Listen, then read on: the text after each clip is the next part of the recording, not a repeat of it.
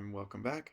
I'm Mr. Smith, reading the Superteacher Project by Korman, chapters 30 and 31. So, last chapter, we found out that they want to scrap Mr. Adact and piece him out for parts. And Mr. Adact's okay with that because he's like, well, I had a purpose, my purpose is done, I'm gonna bounce. But the kids have convinced him that there's more to his existence. And so now they kind of hatched a plan to get him out of there. So, chapter 30, Nathan Popova. Hey, Stinky, where are you going? Ever since Halloween. I can't look at Stinky without picturing those two letters across his forehead, even though any sign of them is long gone now. Home. Nothing doing around here. They still haven't started detention back up since everybody found out about he replies. That's good news, right? More free time for you, Oliver supplies. I hate free time. It's boring. I guess you miss Mr. Adact, huh? Don't say that name. I never want to hear it again. That guy isn't Mr. Anything except Mr. Faker. That's what I get for liking a teacher. Lies. He never lied, Oliver points out. Did he ever tell you he wasn't a robot? Stinky stops in the schoolyard and turns to face us. I know what you're doing. You're trying to trick me into liking Mr. Adact again. You even made me say his name. You won't have to hear that name ever again after Saturday. Good. Why? I unfold a photocopy of the Department of Education email and I hand it over to him. And he scans it. What does salvaged mean? It means they're going to turn him off, take him apart, and use the pieces to build new things, Oliver explains. That bushy brow shoots up to meet his hairline. Can they do that? Isn't that against the law? It should be, but it isn't. We have a plan to help Mr. Adact escape before the Department of Education guys get to him. Are you with us? Yeah. What kind of jerk do you think I am? Mr. Adact is the best teacher I've ever had. No way am I going to let anybody do any salvage on him. Good. We need you in the audience at the girls' field hockey championship game. Memorial Field, Saturday, 10 a.m. Didn't they cancel that? That's what we want our parents to think, Oliver confides, but Mr. Adact set it up again with the league. The girls are going to play. Rosalie confirmed it with every single Bobcat. Stinky's mystified. How does me watching field hockey help Mr. Adact? When the game's over, we'll all rush the field, Oliver says, and Mr. Adact will slip away in the confusion. And he's gonna do it? Doesn't sound very teacher-like. He has no choice.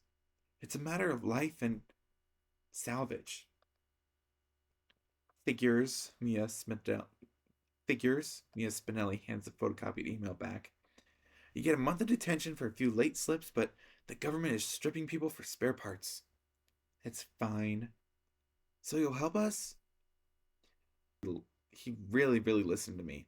Out of everybody in this town, he's the most human. Not like Daryl. Someone should break him down for spare parts. Tell all your friends, Oliver puts in. We need a big crowd for a big distraction. But no parents. This is kids only. Nobody over 14 is allowed to know about it. And remember, game time, 9 a.m. sharp. She thanks us and promised to be there. But I'm confused. Why'd you say 9 a.m.? The game doesn't start until 10. It's Mia. If I tell her 10, she won't get there till after lunch. And that's how we spend the rest of the week, spreading the word about the plot against Mr. Adact. As funny as everybody feels about the robot thing, nobody thinks it's okay for the Department of Ed to shut him off and dismantle him like trash. At first, kids overreacted because their parents did, Oliver comments. But as soon as they calmed down, They see how awful this is. We're more comfortable with technology. You should see my dad when there's a Windows update. It's like the World War III for him and his computer.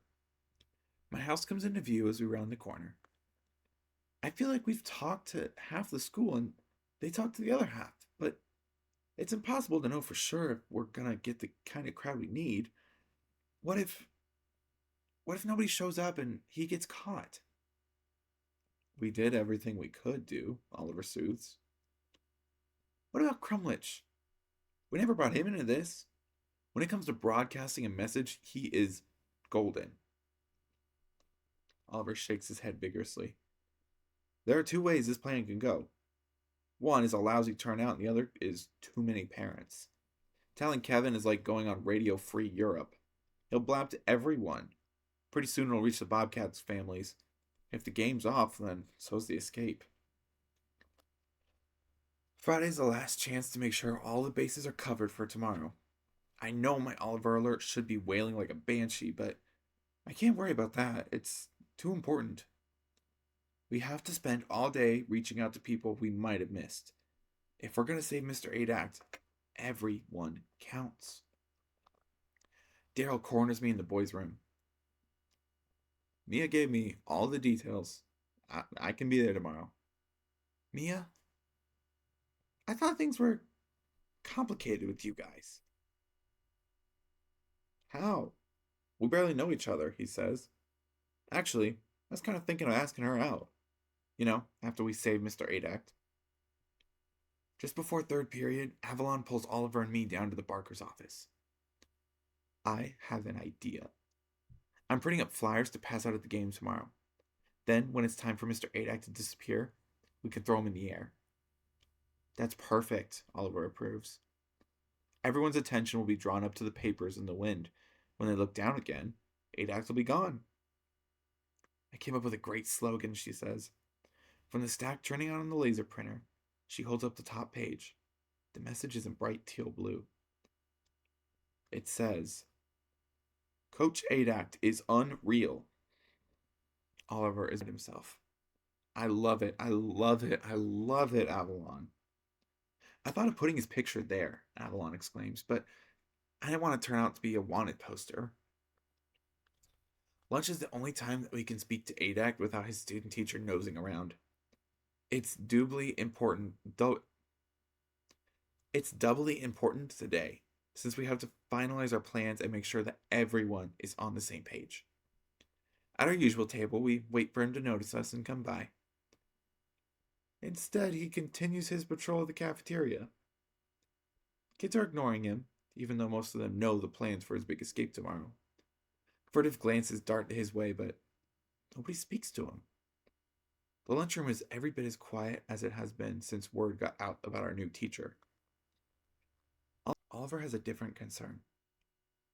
Why doesn't he just come over here and talk to us? Doesn't he want to make sure tomorrow's still on? You don't think he forgot, did you? That guy's a walking, talking hard drive. How could he forget? As Mr. Adak passes by us, Oliver gets a hand on the fabric of his sleeve and tugs him over to our table. What can I do for you pupils? Don't you remember the plan? In answer, Mr. Adak begins to recite the details. I go to Memorial Field at 9:30. My team will be there. We'll play the game. Fine. You remember. But what if something goes wrong?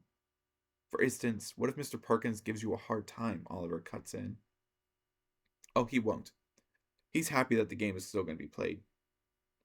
Something's fishy here. Perkins is never happy about anything, I remind Mr. Adak. Not a field hockey game. Probably not even winning the lottery.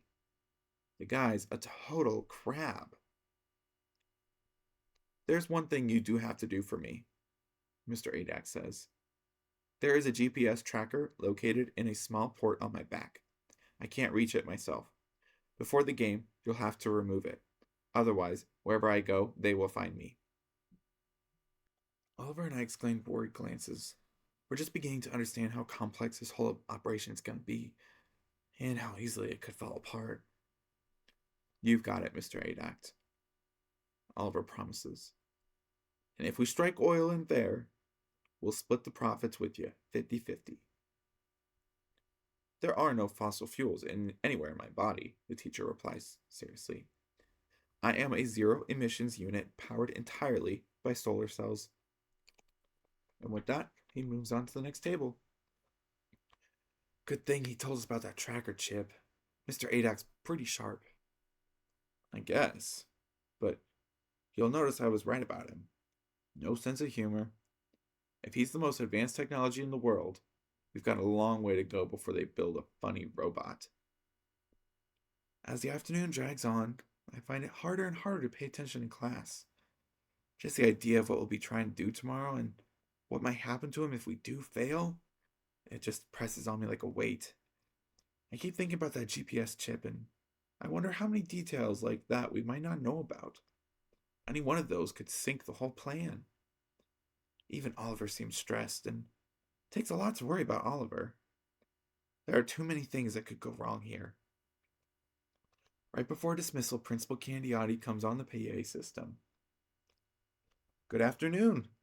Before we break for the weekend, I'd like to offer congratulations to our very own Bobcats girls field hockey team. Tomorrow would have been our shot at the state championship, but for various reasons, we have got to forfeit. Girls, I don't want you to think for 1 second that you're not champions. That's partly my fault. I never should have made such a fuss about a trophy like that. A trophy does not make you a champion. It's just a trinket, a toy. What makes you a champion is what's in your heart. Bobcats, you will always be our champions. I'd also like to offer my thanks to Mr. Adak, who turned out to be a coach like no other. She pauses, and just for a second I swear I hear her voice crack. We're all thinking of you. Chapter 31, Rosalie. The teal and white of my uniform twirls behind the window out of the dryer. It looks kind of like an exotic bird, but that's only because my eyes are rolling in the back of my head. This is the third time I've dozed off already, and it's just during the drying cycle. You see, it's 6 a.m., and I've already been up for hours after a night where I couldn't sleep. So instead of tossing and turning, why not wash my uniform? I want to look good for our last game. Because that's what it is. It's the last game of the season, and it's the match that will determine the state championship. When it's done, one way or another, Mr. Adak will be gone. And about saving him, we have to. Oh, I get he's a robot and property of the government and all that, but I don't care. He's a person, not a thing. Just because the idea comes from Oliver and Nathan doesn't mean it's wrong. Those two pinheads are wrong about everything else, but not this. That's why the Bobcats agreed to sneak out this morning and play the game so we could help Mr. Adak escape. He believed in us when we were less than nothing, and now we believe in him having a future. That's a lot more important than just some field hockey game. Never been so nervous in my life, though. It has nothing to do with the game. Who cares about being state championships? Maybe Candiotti, but I'm scared because we all know what a long shot this escape is going to be. It's a life and death situation. If the Department of Ed turns off Mr. Adak, then they're ending his life. By the time Mom gets up around 8, the uniform is clean and dry and packed away in my gym bag. It, along with my cleats and my field hockey stick, is all hidden in the garage. Every Saturday at 9, Mom gets on Zoom with my Aunt Jenny in Florida for a marathon yak session, about 2-hour minimum, usually. Once that's underway, I text my mom that I'm going over to Letitia's to work on a school project. That's impossible. Letitia's an 8th grader. We wouldn't have a class together, but I chose Letitia because her mother is not a member of the PTA, so my mom won't know. Breiling isn't huge, but it's still a 3/4 mile walk from my house to Memorial Field, which is just downtown. And it's December now. It's pretty cold. I hug my fleece around me, but once the game starts, there'll be no protection from this wind. I meet Daryl and Ainsley on the way, and The three of us run into Cassidy and Letitia. I'm relieved. I was afraid it was just going to be me this morning, I admit. I thought everybody else would chicken out. Our parents are so dead against this. That's tough, Cassidy says. I wouldn't have cared if my folks put in a barbed wire fence. Nothing is going to stop me from showing up for Coach. They were all grunts of approval in this group. We pick up a few more team members on the walk, and by the time we approach the field, all of the Bobcats are either marching with us or in view. The field is deserted except for a lone figure standing at the home team bench, stock still and just like a statue. We break into a run, cheering and punching the air. Nobody's been to practice in more than a week, so he must have been wondering if we were going to show up at all. Spying our approach, he jumps up and down and sprints to intercede us, crossing the field in a matter of seconds.